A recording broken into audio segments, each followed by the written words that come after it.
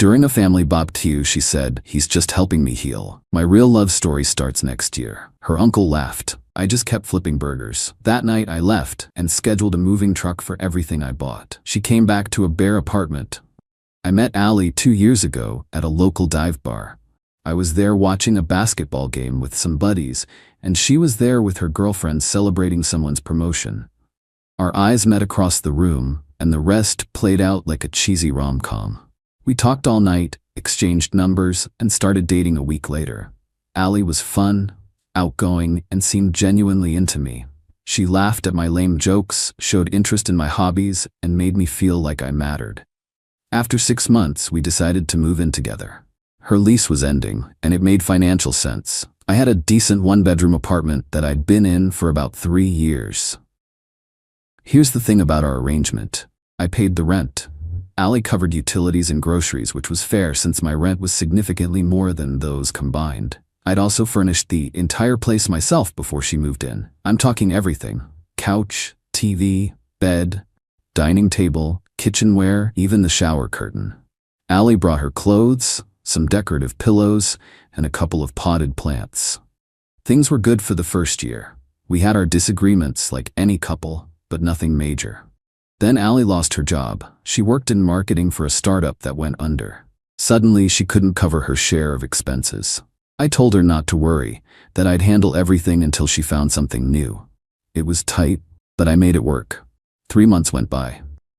Allie applied to a few places but didn't seem particularly motivated to find work.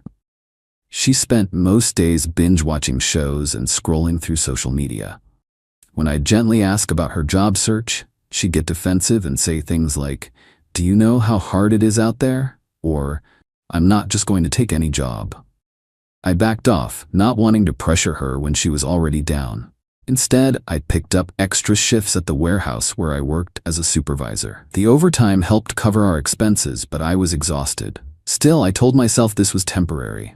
That's what partners do. They support each other through tough times. Fast forward to last month. Allie finally got a job offer from a marketing agency. It wasn't her dream role, but it was in her field and paid well. I was thrilled. We celebrated with a nice dinner, and I thought things would get back to normal. Then came the family BBQ. Allie's family lived about an hour away, and we'd visit them once a month or so. Her parents were nice enough, if a bit snobbish. They'd never said it outright, but I always got the sense they thought Allie could do better than a warehouse supervisor. Her extended family was a mixed bag, some friendly, some not so much. This particular BBQ was at her Uncle Dave's place. He had a huge backyard with a built-in grill, pool, the works.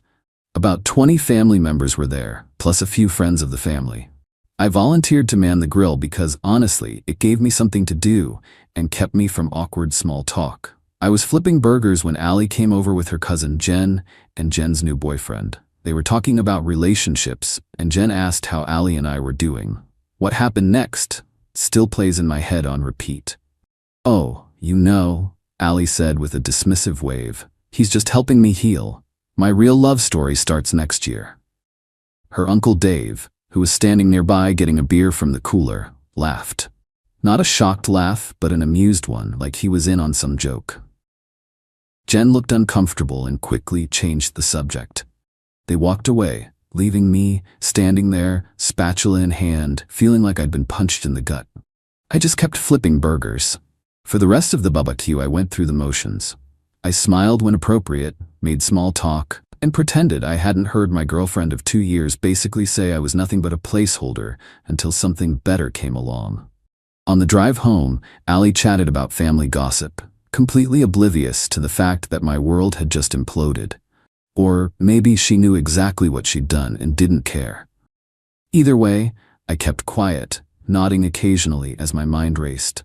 We got home around 9 p.m. Allie said she was tired from the sun and was going to take a shower and go to bed. I said I was going to watch TV for a bit. As soon as I heard the bathroom door close and the shower start, I got to work. I didn't want a confrontation. I didn't want tears or excuses or gaslighting. I just wanted out. I packed a duffel bag with clothes and essentials. I grabbed my important documents from the filing cabinet.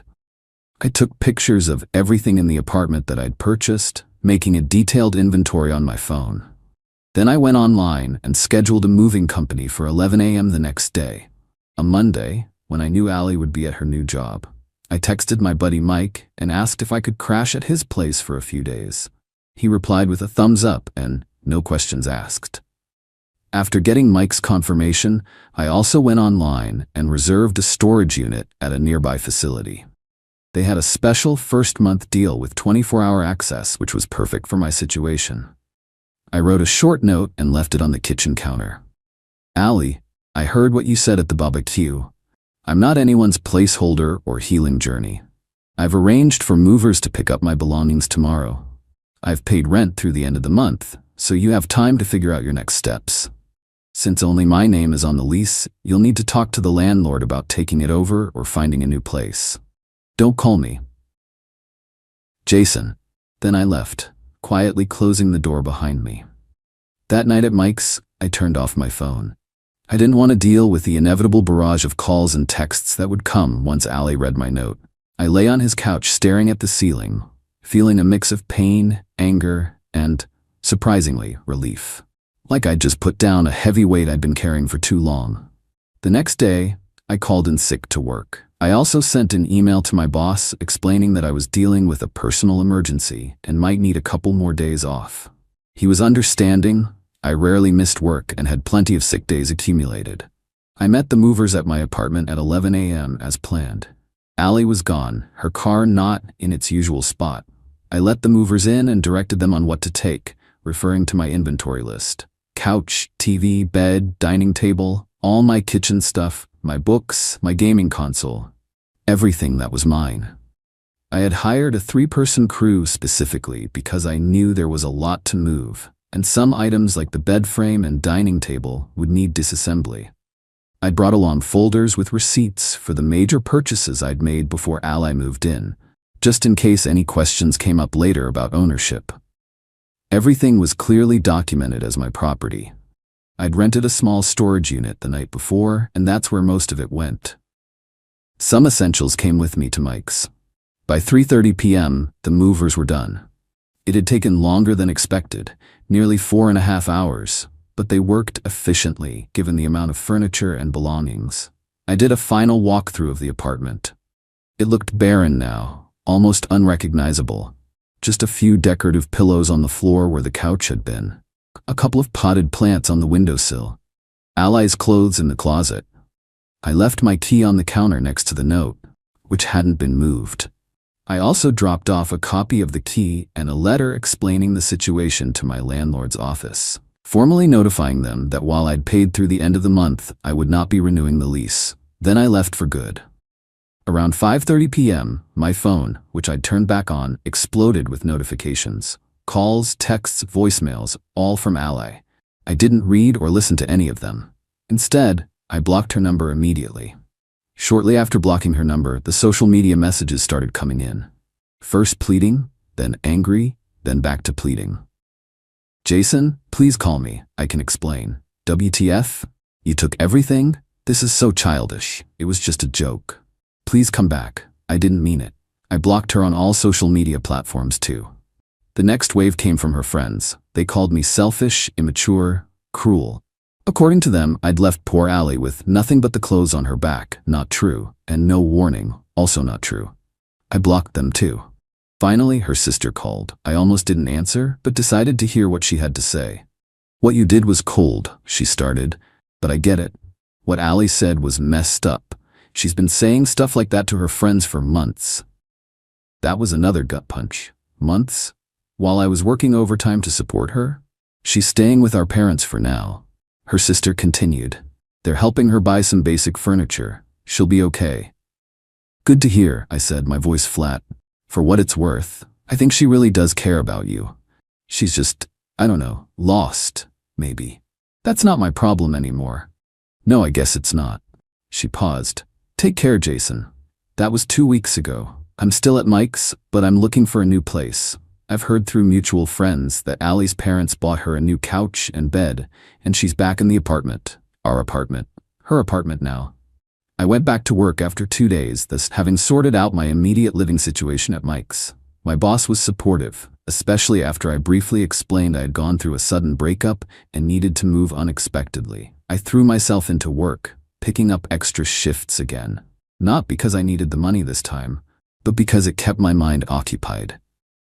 Some people have told me I went too far, that taking everything was cruel. But here's how I see it. I paid for all of it. Every single item. I had documentation and receipts proving it was all purchased before she moved in, or solely with my money during our relationship. And more importantly, I'd paid all the rent for months while she contributed nothing. Not just financially, but emotionally too. I was working myself to exhaustion to support someone who saw me as nothing more than a stepping stone to something better. I won't pretend I'm not hurt. I am. But I'm also angry, and that anger has kept me from calling her, from giving in to those moments of weakness where I miss the good times.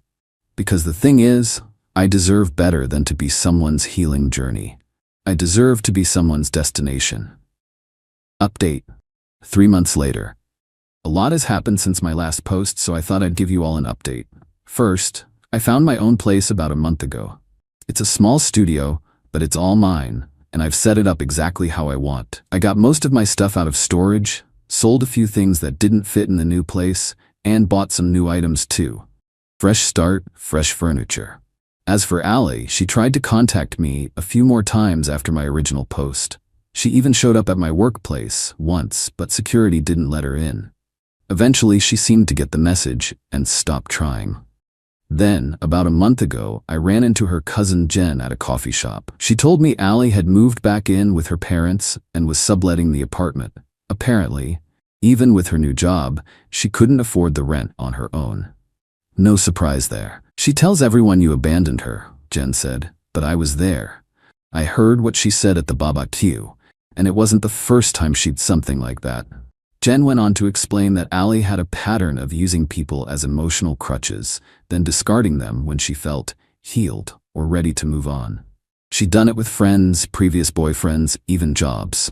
The family enables it, Jen admitted. Especially her parents. They bail her out every time. That's why Uncle Dave laughed at the BBQ. He's seen this movie before. Jen also explained that Allie's new job wasn't paying as much as she'd led me to believe. It was an entry-level position with potential for growth, but the starting salary was modest. Combined with her poor money management and the full rent being about twice what she could afford on her current salary, there was no way she could maintain the apartment on her own. I thanked Jen for her honesty. It didn't make me feel better about what happened, but it did confirm I'd made the right decision. 2 weeks after that coffee shop encounter, I got a text from an unknown number. It was Allie, writing from a new phone. I know you probably don't want to hear from me, but I need to say this. I'm sorry. What I said was horrible, and you didn't deserve it. I've been doing a lot of thinking and talking to a therapist, and I realize now how much I took you for granted. I miss you. I miss us. Is there any chance we could talk? I stared at that message for a long time. Part of me wanted to ignore it completely. Another part wanted to respond with anger. In the end, I opted for honesty. Allie, I appreciate the apology, but it's too late. What you said at the BBQ wasn't a slip-up or a bad joke. It was a glimpse into how you really saw me, as temporary, as less than what you really wanted. I deserve better than that. I hope your therapy helps you, and I hope your real love story works out, but it won't be with me. She replied immediately. I understand. I really am sorry. For what it's worth, you were always too good for me. I just couldn't see it. I didn't respond to that. There was nothing left to say. Last week, I got promoted at work. I'm now a logistics manager with better hours and better pay. I've also started dating again, casually for now. Nothing serious, just getting back out there. As for the cruel act of taking everything from the apartment, I have no regrets. Some lessons need to be hard to be effective. Allie learned that her actions and words have consequences. I learned that I need to value myself more and not ignore red flags. In a strange way, I'm grateful for that BBQ. If I hadn't overheard Allie's comment, I might have wasted years with someone who saw me as nothing more than a pit stop on her journey to something better. Instead, I'm now on my own journey,